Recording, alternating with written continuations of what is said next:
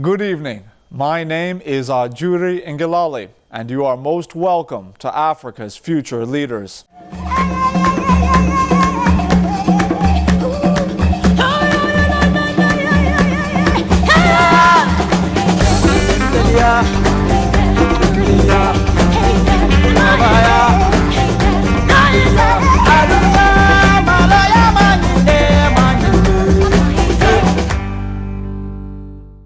Moving across the continent, we have found that Africa's diversity extends beyond language, ethnicity, nationality, and racial identity.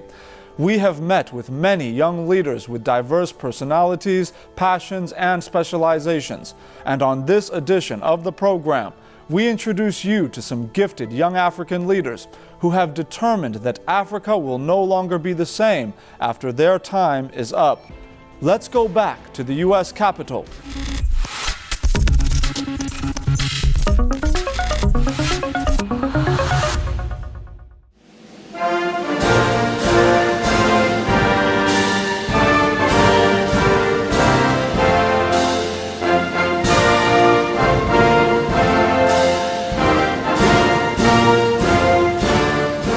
I believe in an Africa where peace is not just the absence of war, but the presence of people who know what it is to love one another.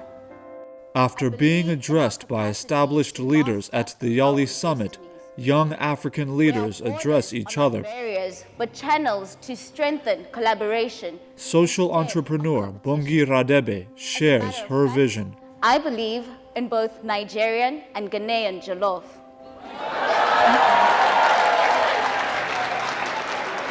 And that spirit, I believe in our spirit. Beaten, battered, broken, raped, and robbed.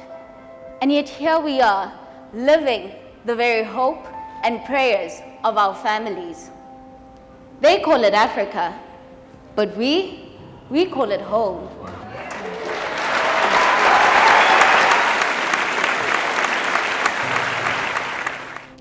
Hello. How are you? Good, thanks. How are you? Very well.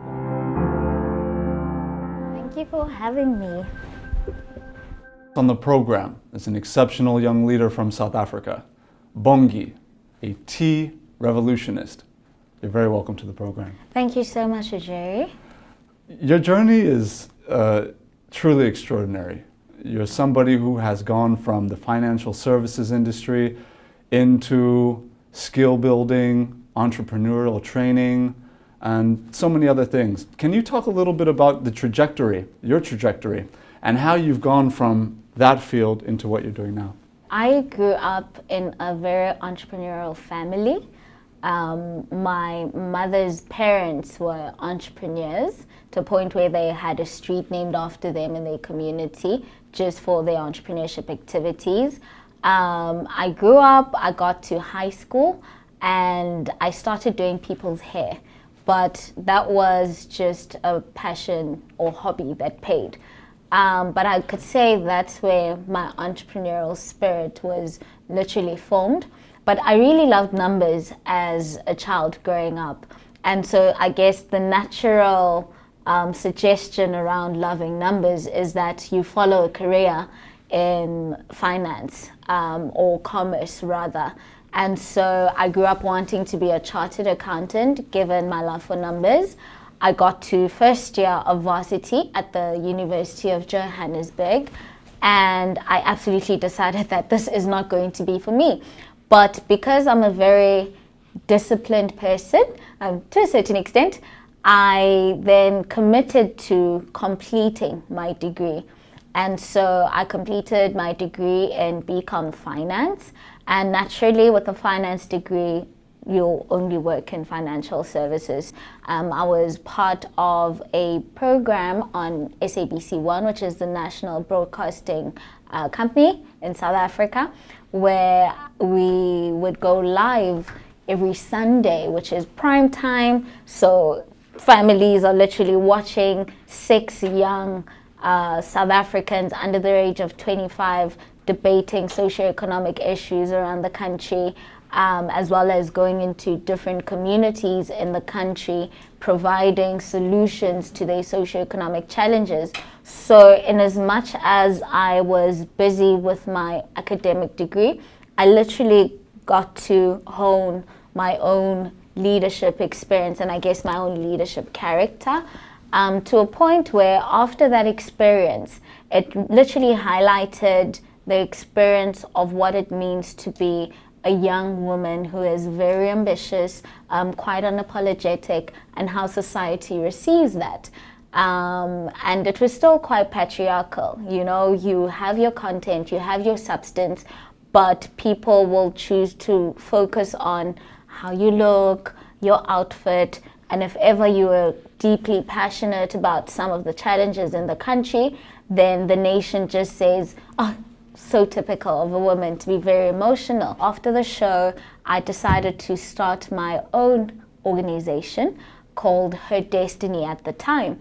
And Her Destiny's main goal was very simple. It was uplifting women around a cup of tea, but with a very economic focus. I think when people establish their economic freedom and independence, they're literally able to be a part of decision makers within society. When I opened up this interview, I referred to you as a tea revolutionist. Why tea?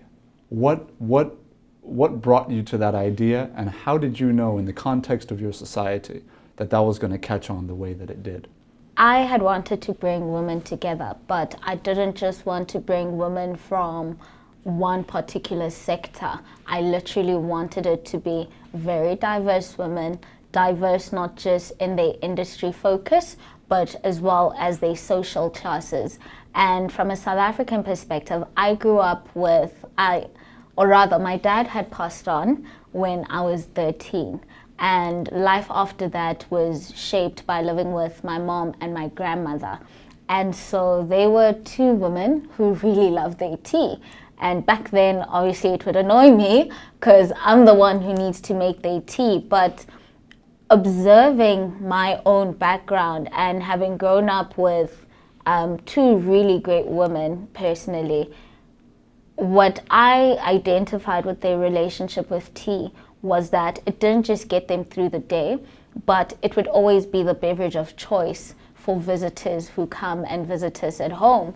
And because I wanted to have women visit my platform, a way to literally neutralize the space was really through tea. And so for me, and again, when you called me the tea revolutionist, it's not just about the beverage. It's literally, how does one build a community around tea itself, and particularly a community of women? One thing you can note about women is they hold the purchasing power of household goods. So if you can convince the woman that this product is good, you've basically convinced the entire family. And what I've gone on to do was, beyond now Her Destiny, bringing women together around tea, was literally developing my own tea product.